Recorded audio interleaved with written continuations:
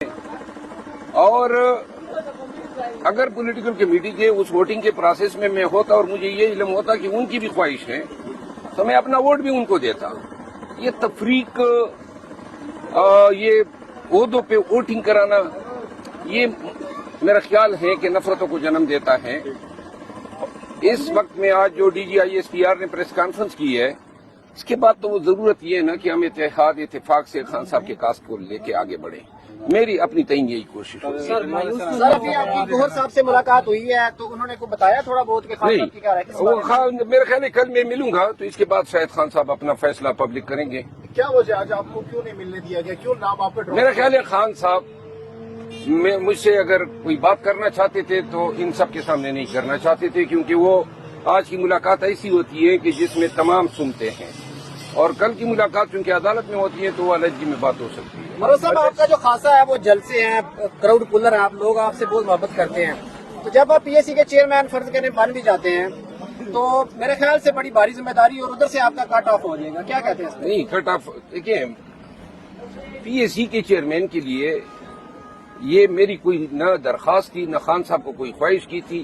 Barrister Umair نیازی صاحب نے اطلاع کی جب وہ ان کے پاس آئے تھے چیئرمین گور صاحب کے ساتھ کہ خان صاحب نے اپوزیشن لیڈر کے لیے عمر ایوب صاحب کا اور پیک کے لیے آپ کا نام دیا ہے. اس کے بعد یہ جو کھینچاتھانی شروع ہوئی، اس سے مجھے تکلیف ہوتی تھی کہ بھائی اس سے ڈس رسپیکٹ فیل ہوتی ہے، کیونکہ پارٹی میں ایک دوسرے کو ہم نے مضبوط کرنا ہے، استحکام دینا ہے، رسپیکٹ اور ریگارڈ کرنی ہے.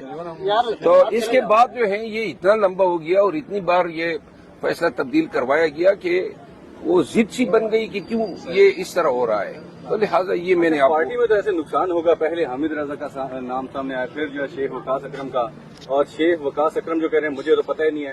تو آپ کو کیا لگتا ہے کہ کون اس کے پیچھے کیوں یہ لابنگ ہو رہی ہے، آپ کے خلاف کیوں ایسی ہو رہی ہے؟ دیکھیے جی، یہ معاملات افہام و تفہیم سے بھی حل ہو سکتے تھے نا. پولیٹیکل کمیٹی میں مجھے اطلاع کرتے، میں آتا اور میں خود ان کا نام تجویز کرتا تو کتنے پیار سے بات سلجھ جاتی. یہ ووٹنگ کرا کے کہ فلاں نے اتنے ووٹ لیے، فلاں نے اتنے لیے، یہ تحقیر آمیز ہوتا ہے. خان صاحب نے کبھی ووٹنگ کے لیے کوئی ہدایت نہیں دی تھی. یہ انہوں نے میری غیر موجودگی میں اپنے تئیں فیصلہ کیا. ان چیزوں سے اجتناب کرنا چاہیے. باقی میں ایک دفعہ پھر آن ریکارڈ کہنا چاہتا ہوں کہ شیخ وقاص اکرم اگر پولیٹیکل کمیٹی میں ہوتا تو اور مجھے ان کی خواہش کا علم ہو جاتا تو میں اسی کمیٹی کے سامنے ادھر ہی کہہ دیتا کہ بھائی اس کو دے دے، ہمارے لیے جلسے جلوس احتجاج ہی کافی ہیں، ہم وہی کر لیتے. سر کل جب شبلی فراز صاحب سے سوال ہوا آپ کے حوالے سے تو انہوں نے کہا کہ جی عمران خان صاحب جیل کے اندر ہیں، ان کو حالات کا اندازہ نہیں ہے باہر کا، تو جو ہم اگر خان صاحب کے فیصلے کو ریورس بھی کیا تو ہم نے کمیٹی میں کیا، تو کیا خان صاحب کے فیصلے کو پولیٹیکل کمیٹی ریورس کر سکتی ہے؟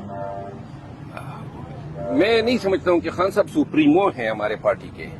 خان صاحب کے فیصلے جو ہیں وہ ہمیشہ خان صاحب کے فیصلوں پہ ہمیں اثر انداز نہیں ہونا چاہیے اپنے مفاد کے لیے یا کسی کے بغض میں.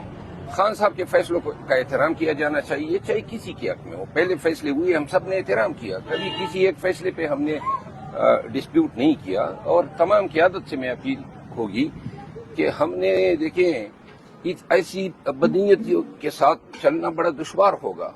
ایک مٹھی بن کے رہنا ہوگا، ہم نے ایک دوسرے کو احترام دینا ہوگا. اس طریقے سے معاملات چلانا، ڈویژن کرنا، لیگ پولنگ کرنا، یہ میرے خیال میں پارٹی کے مفاد میں نہیں. گزشتہ روز کاشف عباسی صاحب کے ساتھ شیخ وقاص اکرم نے گفتگو کرتے ہوئے کہا کہ آپ کے بارے میں بڑے اچھے کلمات کہے. انہوں نے کہا کہ آپ میرے بڑے بھائی ہیں مروت صاحب، اور ساتھ میں انہوں نے یہ بھی کہا کہ مجھے تو پتہ ہی نہیں ہے کہ مجھے پبلک اکاؤنٹس کمیٹی کا جو چیئرمین ہے وہ نامزد کیا ہے، وہ تو لالمی کا اظہار کر رہے ہیں. جس طرح ان کو علم نہیں تھا اس طرح مجھے بھی پتہ نہیں تھا کہ اس دن انہوں نے بلایا ہے اجلاس اور ووٹنگ ہونی ہے. تو لہذا اگر سر یہ فیصلہ تو ہونا بھی باقی ہے، اس سے پہلے کوئی ایسا فیصلہ ہے جو خان صاحب نے کوئی اور کیا اور باہر کچھ اور ہوا، تھوڑا سا ذرا نہیں، میں دیکھیں اب مزید تنازعات کو میں ہوا نہیں دینا چاہتا ہوں. لیکن ہے صحیح ویسے اس طرح نہیں، میں مزید تنازعات کو ہوا نہیں دینا چاہتا ہوں. خان صاحب کی پارٹی ہے، خان صاحب کے فیصلوں کا احترام کیا جانا چاہیے. خان صاحب جس کو جو چیز دیتے ہیں، اگر یہ پبلک اکاؤنٹ کمیٹی شیخ وقاص صاحب کے نام پہ خان صاحب آمین کرتے ہیں، میں پہلا آدمی ہوں کہ میں اس فیصلے کے آگے سر تسلیم خم کرتا ہوں. صرف یہ ہے کہ ایک دوسرے کا احترام کیا جائے. چیئرمین سینٹ کا نام میرا خیال چینج ہوا ہے، کہا یہ جا رہا ہے، اس حوالے سے آپ کیا کہیں گے کہ خان صاحب نے کوئی اور نام دیا تھا بیرسٹر علی ظفر کا اور باہر جو ہے شبلی فراز کا نام ہے، اس پہ کوئی نہیں؟ اپوزیشن لیڈر سینٹ کا دیکھیں یہ متنازع بات ہے. اب پھر کر کے آپ پھر مجھے لڑا رہے ہیں، اس کو چھوڑ دو، ٹھیک ہے نا. Thank you so much. Next लाइमल क्या है?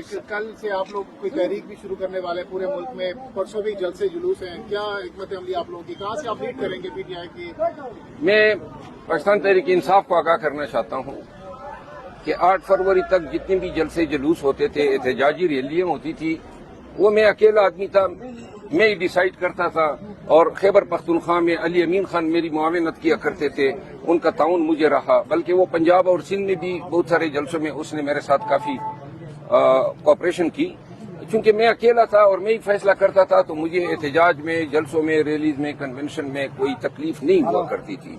और हमें कहीं भी इजाजत नहीं मिली जलसे जुलूस करने की, हम खुद ही अवामी जोर पे किया करते थे। अब चूंकि क़यादत बाहर आ गई है 8 फरवरी के बाद, तो लिहाजा अब क़यादत जो है वो फैसले करेगी कि जलसा जुलूस क्या होगा।